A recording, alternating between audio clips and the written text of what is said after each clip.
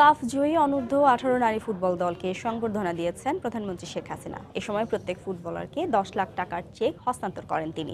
গেল বছরের সেপ্টেম্বর অক্টোবরে ভুটানের থিম্পুতে প্রথমবারের মতো অনুষ্ঠিত হয় সাফ অনূর্ধ্ব 18 নারী ফুটবল চ্যাম্পিয়নশিপ। প্রথম আসরেই শিরোপা জয় করে মৌসুমী সানজিদারা। 23 সদস্যের ওই দলের 12 জন এএফসি অনূর্ধ্ব 16 বাছাই পর্বে চ্যাম্পিয়ন দলের সদস্য হওয়ায় আগেই পেয়েছিলেন প্রধানমন্ত্রী সংবর্ধনা ও আর্থিক পুরস্কার। এবার দলের বাকি 10 খেলোয়াড় ও 1 কর্মকর্তাকে দেয়া হলো এ সংবর্ধনা। অনুষ্ঠানে ক্রীড়া প্রতিমন্ত্রী জাহিদ আহসান রাসেল, বাফুফে সহসভাপতি কাজী নাবেল আহমেদ সহ অন্যান্য কর্মকর্তারা উপস্থিত ছিলেন।